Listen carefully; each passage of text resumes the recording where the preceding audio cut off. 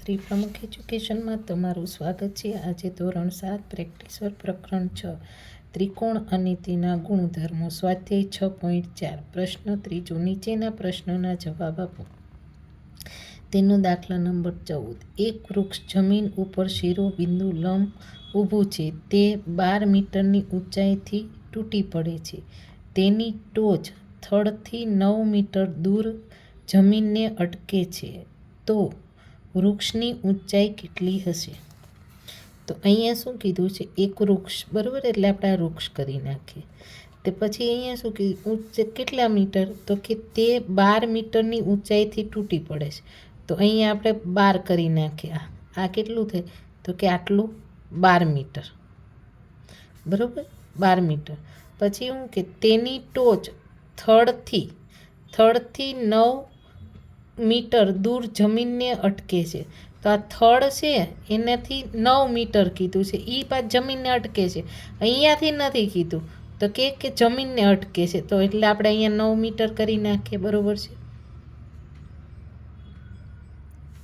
હવે અટકે છે તો વૃક્ષની ઊંચાઈ કેટલી છે? તો આ આપણે છે ને આટલી, એ આપણે શોધવાની છે. તો એટલી શોધવાની, તો સૌ પ્રથમ તો આપણે શું કરવું પડશે?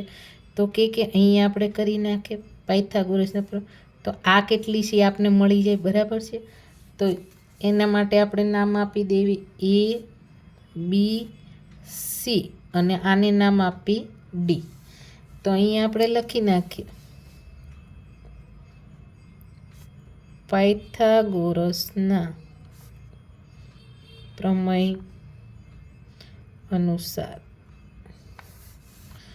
તો અહીંયા આપણે શોધવાનું શું છે? તો કે AC નો વર્ગ બરાબર AB નો વર્ગ વત્તા BC નો વર્ગ. AC નો વર્ગ આપણે એમ ના રહેવા દઈએ. તો AB આપણી પાસે 12નો વર્ગ અને BC એટલે કે 9નો વર્ગ. AC નો વર્ગ એમ ના રહેવા દઈએ. 12નો વર્ગ તો કે 144 વત્તા 81. AC નો વર્ગ બરાબર આ બંનેનો આપણે સરવાળો કરીએ તો કે 225.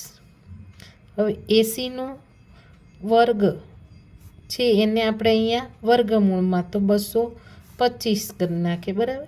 તો AC બરાબર આપણે કેટલા મળશે? તો કે 15 મીટર.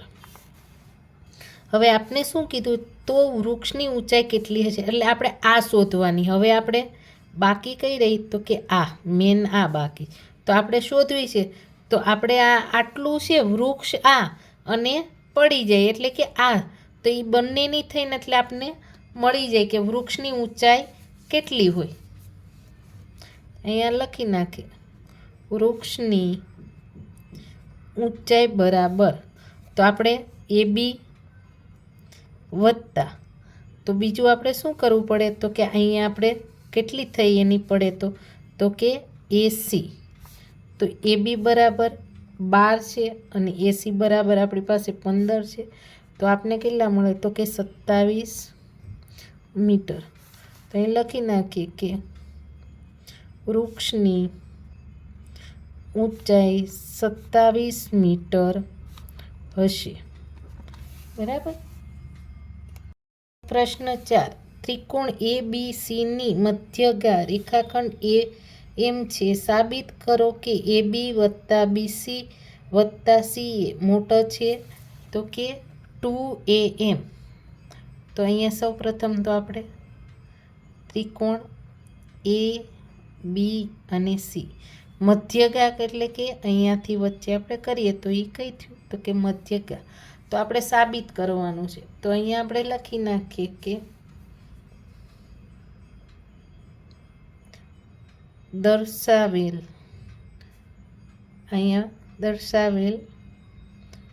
બાજુના ત્રિકોણ પરથી કોઈ પણ ત્રિકોણની બે બાજુઓના માપનો સરવાળો એ ત્રીજી બાજુના માપના કરતાં વધારે હોય છે. બરાબર છે, એ આપને ખબર છે. હવે અહીંયા આપણે લઈ નાખીએ ત્રિકોણ એ બી એમ. આપણી પાસે બે ત્રિકોણ છે, એ ના બરાબર છે. તો અહીંયા આપણે લખી નાખીએ ત્રિકોણ એ બી એમ માં તો કે એ બી વત્તા પછી આ બી એમ મોટો કોનાથી છે તો કે આનાથી મોટા બે માપનું છે. બરાબર, તો એટલે આપણે લખી નાખીએ એ એમ. તો આને આપણે પરિણામ 1 આપી દઈએ. તેવી જ રીતના હવે ત્રિકોણ એ સી અને એમ માં એસી વત્તા સી એમ. બરાબર, આવી ગયું. તો મોટો કોનાથી છે તો કે એ એમ.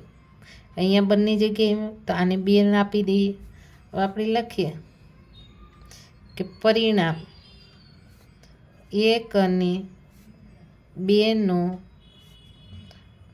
સરવાળો કરતા આપણે સરવાળો કરવાનો. બરાબર, તો કે પહેલામાં માટે એ બી વત્તા બી એમ અને બીજું આપણી પાસે તો પાછું કયો છે તો કે એસી વત્તા સી એમ. બરાબર છે, અને મોટો તો આ કેટલી વાર આપણે 2 વાર લખી નાખીએ એ એમ વત્તા એ એમ. બરાબર, 2 વાર થઈ ગયું. હવે આપણે પાછું ફરીથી તો કે ખોલી નાખી એ બી વત્તા બી એમ અને અહીંયા લખી નાખીએ અહીંયા આપણે આવ્યું બી અને એમ તો અહીંયા પછી પાછું એમ લખી નાખીએ એમ સી એટલે આખું આપણી થઈ જાય. આ સી એમ છે તો આપણે ઉલટાવી એમ સી વત્તા સી એ મોટું છે. અહીંયા 2 વાર છે એટલે આપણે 2 એ એમ લખી નાખી. 2 વાર ન લખવું એટલા માટે. બરાબર, હવે માટે એ બી તો અહીંયા જો સી એમ અને બી એમ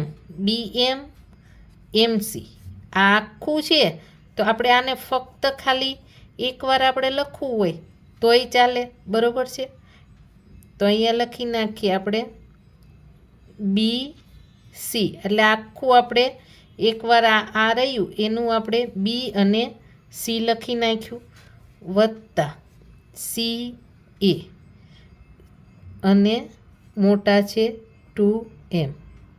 તો આપણે સાબિત કરવાનું હતું, એ થઈ ગયું. બરાબર.